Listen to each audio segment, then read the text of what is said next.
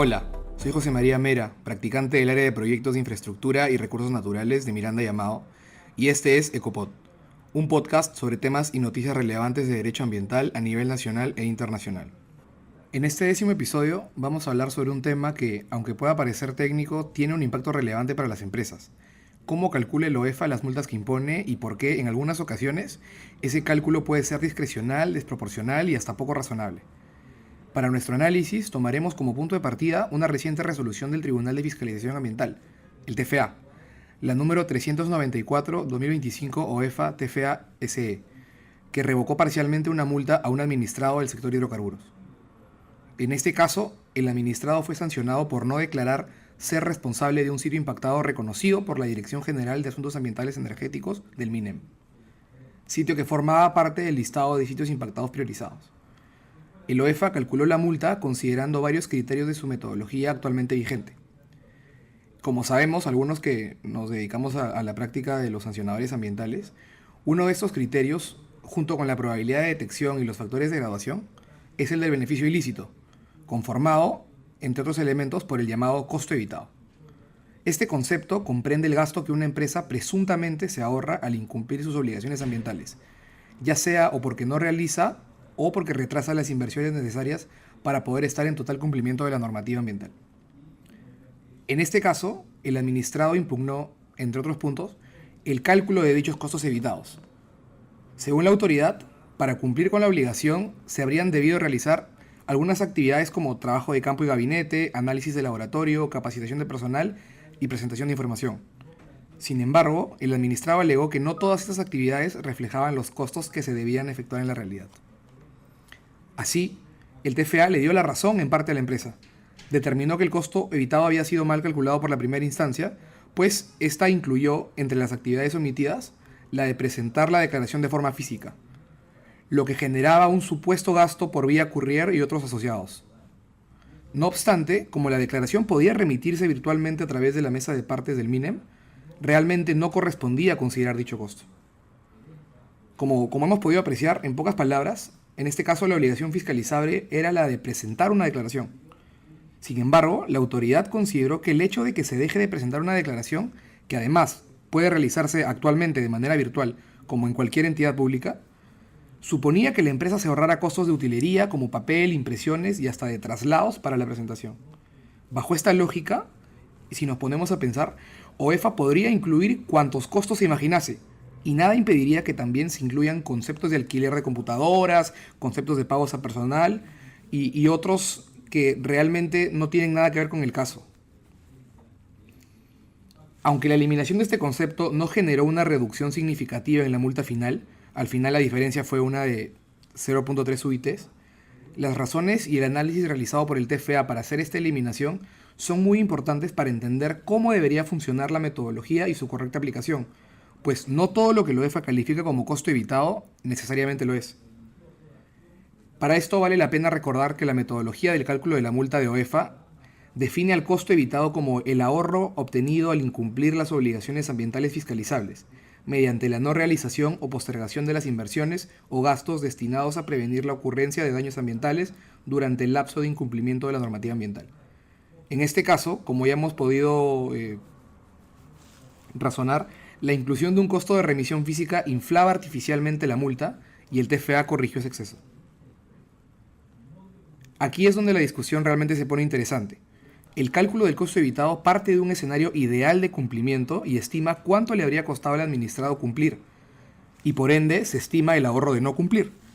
En teoría, la aplicación de fórmulas matemáticas para calcular las multas sirven o deberían servir para eliminar en gran medida la discrecionalidad de las administraciones públicas, además de internalizar el principio de razonabilidad en todos los ámbitos de la actuación administrativa, incluyendo también el cálculo de las multas, que tampoco puede estar exento.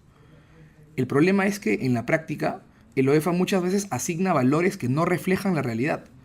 Y para esto hemos realizado un listado de algunos ejemplos que nos hemos podido encontrar verdaderamente en la práctica y que pueden parecer inverosímiles. Por ejemplo, incluir como costo evitado la compra de material de oficina que incluye, por ejemplo, laptops cuando la empresa evidentemente ya posee este material. O, por ejemplo, también incluir como costo evitado varias veces las capacitaciones, asumiendo que los colaboradores del administrado no cuentan con las capacitaciones ya impartidas, porque usualmente las empresas que tienen obligaciones ambientales suelen capacitar a sus trabajadores. Y también, por ejemplo, valorar materiales que forman parte del costo evitado a precios muy por encima del mercado. Alguna vez que otra nos hemos topado con valorizaciones de hojas bond, que ya casi no se usan por el avance de tecnología y las mesas de partes virtuales, muy altas. Esto no solo afecta a la cuantía de la multa, sino que incluso en casos de infracciones documentarias donde realmente no hay un impacto en el medio ambiente, hemos visto que la entidad llega a aplicar factores de graduación por incidencia ambiental o por daño a componentes ambientales, que elevan la sanción sin justificación técnica. En todo caso, queda claro que si el costo evitado se sobreestima, el beneficio ilícito crece y con ello la multa. Y en la práctica esto de todas maneras genera vulneraciones serias al principio de razonabilidad, recogido en el tubo de la Ley de Procedimiento Administrativo General. Las multas deben ser proporcionales y motivadas y no un castigo basado en supuestos poco realistas. Ahora, aquí hay una novedad importante que queremos comentarles. El OEFA ha publicado recientemente un proyecto de nueva metodología de cálculo de la multa, que introduce cambios que podrían, al menos en teoría, reducir esta discrecionalidad. Principalmente, la nueva metodología aborda un nuevo criterio central, el cálculo basado en la ocurrencia efectiva del impacto ambiental en vez de la existencia de información suficiente para valorar el daño ambiental, que es el criterio de la metodología actual. Para esto se precisan algunos aspectos clave. En primer lugar, el nuevo proyecto de metodología separa los casos con impacto ambiental de los que no lo tienen. La propuesta establece 3 reglas claras.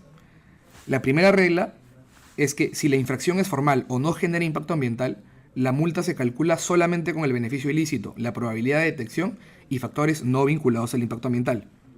La regla 2 es que si en efecto hay un impacto ambiental, se sumarán factores que reflejen sus características. Y la regla 3 es que si este impacto, además, es significativo y puede valorarse económicamente, se incluye una parte o el total de esa valoración. Esto, si se aplica correctamente, evitaría que a un incumplimiento meramente documentario se le sumen factores pensados para daños reales. Y por último, definir con precisión la probabilidad de detección. Actualmente este componente muchas veces se asigna sin criterios claros. En otras palabras, la probabilidad de detección es la probabilidad o el nivel de esfuerzo en que la administración incurre para detectar el incumplimiento. En este caso de la nueva propuesta de metodología, se detallan descripciones ya muy detalladas para cada nivel, muy alta, media, baja, y las vincula a condiciones concretas. Aunque estos cambios parecen ir en la dirección correcta, su correcta aplicación va a depender de cómo se implementen. No basta con tener reglas escritas, hace falta que el cálculo refleje la realidad operativa y que los conceptos usados como costos evitados correspondan a gastos verdaderamente ahorrados, no a ítems teóricos o irrealistas. Esta resolución analizada, por menor que haya sido la reducción de la multa, nos recuerda que el cálculo de multas no es solo un ejercicio matemático que consiste en llenar valores de una fórmula a discreción. Es también una cuestión de interpretación, pero sobre todo de criterio. Por último, las multas tienen principalmente las funciones de incentivar el cumplimiento normativo. Esto no puede traducirse de ninguna manera en castigos arbitrarios. Esperamos que la nueva metodología que eventualmente sea aprobada y se aplique de manera razonable y que pueda corregir hasta cierto punto los errores y la discrecionalidad excesiva que viene empleando OEFA. Seguramente en una próxima edición analizaremos la aplicación de esta nueva metodología. Gracias por escuchar este capítulo de Ecopod. Los invitamos a seguirnos y suscribirse en Spotify, Apple Podcast y YouTube. Nos vemos en el próximo capítulo.